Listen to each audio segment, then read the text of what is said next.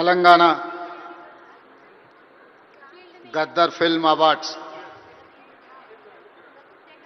2025 దాదాపుగా 14 సంవత్సరాల తర్వాత తెలంగాణ రాష్ట్ర ప్రభుత్వం ఈ అవార్డు కార్యక్రమాన్ని నిర్వహించాలని సినీ పరిశ్రమకు సంబంధించిన ప్రముఖులు, ముఖ్యంగా యువమిత్రులు దిల్ రాజు గారు ఈ ప్రతిపాదనను తెలంగాణ రాష్ట్ర ప్రభుత్వం దృష్టికి తీసుకురావడం జరిగింది. దీనికి సంబంధించి ఈనాడు ఇంత అద్భుతమైన కార్యక్రమాన్ని ఏర్పాటు చేసి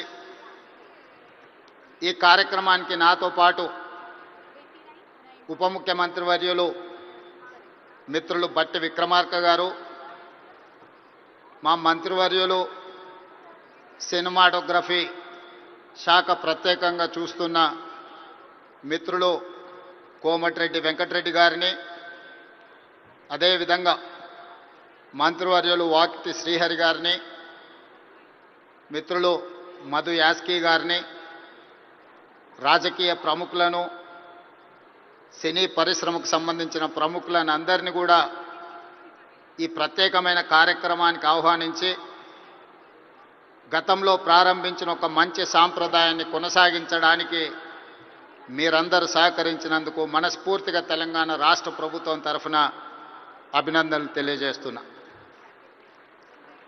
మిత్రులారా,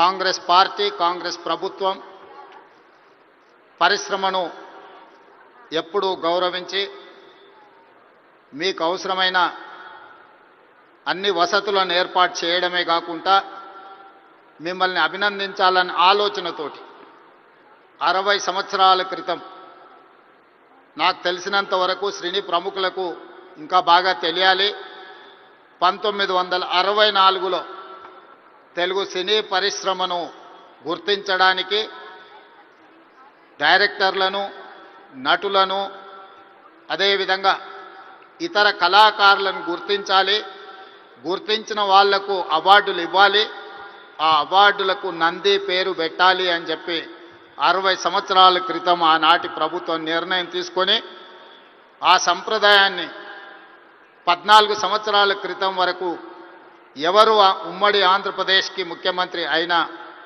ఈ కార్యక్రమాలను నిర్వహించుకుంటూ వచ్చిండ్రు.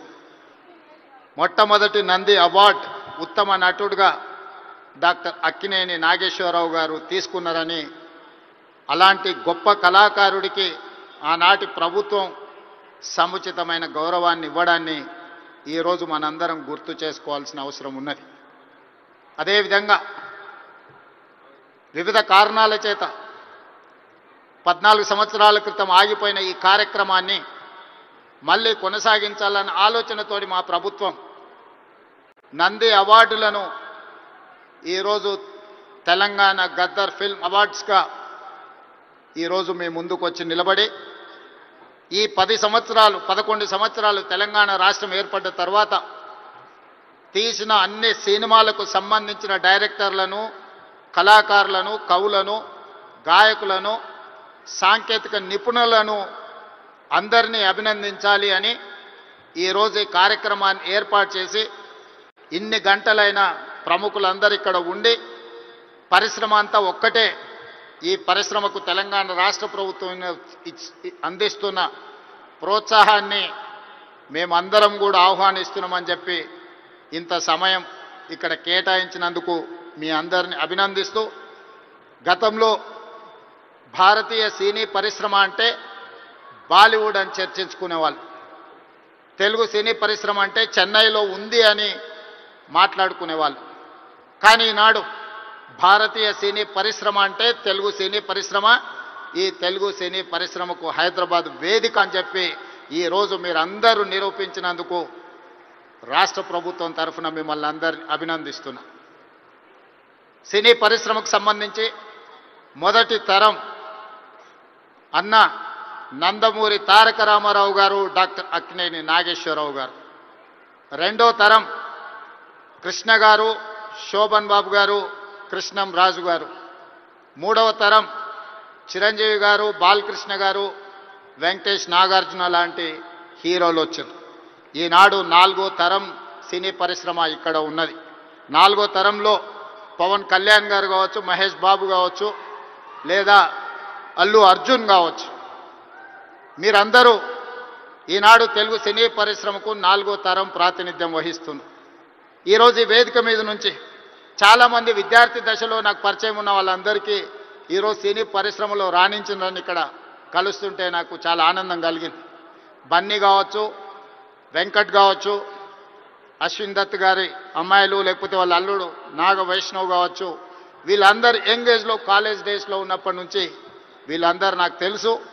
ఈరోజు గొప్ప డైరెక్టర్లుగా, గొప్ప నటులుగా, గొప్ప ప్రొడ్యూసర్స్గా నవీన్ ఎర్నేని లాంటి పెద్ద ప్రొడ్యూసర్స్ అందరూ కూడా మా యువమిత్రులందరూ ఈరోజు ఈ పరిశ్రమలో రాణించడం, ఈరోజు వాళ్ళందరినీ వేదిక మీద నుంచి అభినందించడం చాలా సంతోషకరమైన సందర్భం. అదేవిధంగా